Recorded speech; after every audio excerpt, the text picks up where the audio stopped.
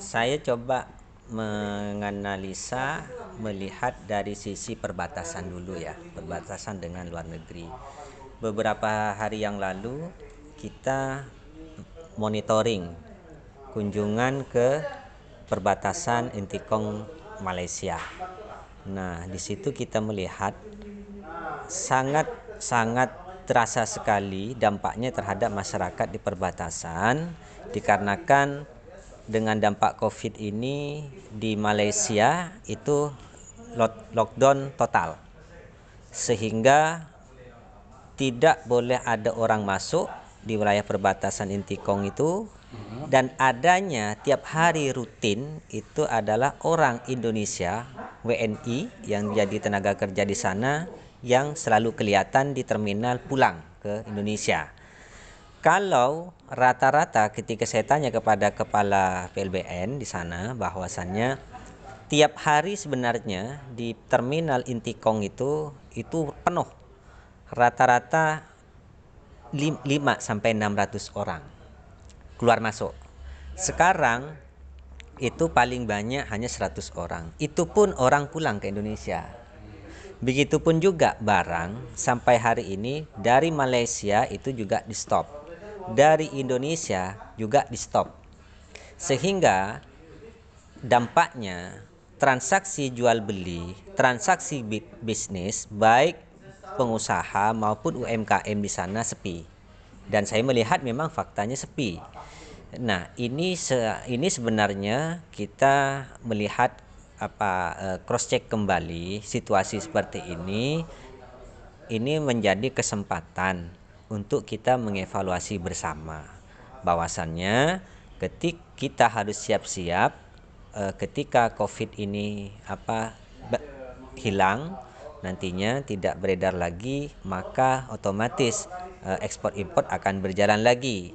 Nah, sampai kapan waktunya ini sampai terjadi Covid kita tidak bisa memprediksi. Tapi paling tidak kita hari ini dengan situasi tenang, situasi yang tidak begitu sibuk di terutama pemerintah untuk memikirkan ke proses ekspor impor, kita harus berbenah lah.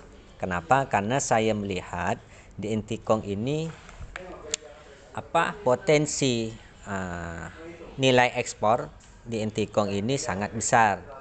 Kalau tahun 2015 sampai tahun 2019 ini lumayan ya. Ada kalau 2015 itu 41.351.244. Nah, 2016 ini meningkat lagi jadi 51 juta sekian. 2017 menurun jadi 30 juta. 2018 meningkat jadi 31 juta. 2019 ini meningkat lagi dia jadi 39 juta. Nah, Januari 2019 ini meningkat menjadi 8 juta. Nah, 2020 ini menurun karena dampak Covid ya menjadi 4 juta. Nah, dari 4 juta ini berarti dengan tahun 2019 ini baru tercapai 50% karena 2019 ini 8 juta sekian US dollar, bukan rupiah tapi US. Nah, sampai Juni sampai bulan September kita belum mendapatkan data. Nah, artinya ketika kita rupiahkan ini kan lumayan nilai ekspornya. Nah, apalagi kita bisa menginventarisir potensi-potensi perekonomian di perbatasan lalu dikemas dengan sebuah smelter atau pabrik produksi lah yang bisa mengolah bahan setengah jadi. Kenapa? Karena kalau kita tidak mempunyai smelter untuk mengolah barang setengah jadi, maka kita akan tetap berhadapan dengan undang-undang yang diperbolehkan adalah barang setengah jadi baru bisa diekspor. Tapi kalau masih baku, masih murni, maka kita tidak diperbolehkan. Dan inilah yang menjadi permasalahan. Padahal perbatasan di semua negara itu, terutama di Kalimantan Barat, kita tahu ada 5 perbatasan. Terutama kalau kita lihat di Intikong itu sangat memprihatinkan. Paling sampai hari ini selama tidak ada smelter itu, tidak ada pabrik-pabrik yang bisa memproduksi setengah barang jadi, paling kita hanya bisa lada, bisa ikan segar ya. Kalau ikan segar di sana itu bisa 15 ton per hari. Ya, dijual ke Malaysia ikan segar itu. Sedangkan potensi-potensi perekonomian, potensi-potensi produksi alam di perbatasan itu sangat bagus. Ini bukan hanya terbatas lada, bukan hanya terbatas di kopi, terbatas di apa segala macam, tapi hal-hal lain bisa kita produksi nantinya.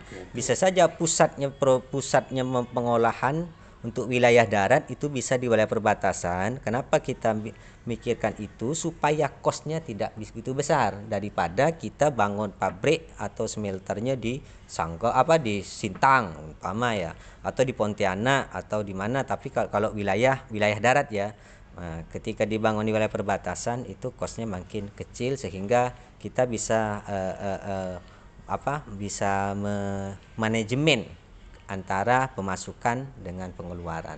Oke, itu komunitasnya apa Pak yang paling penting nih untuk smelter di Kalabar nih? Kita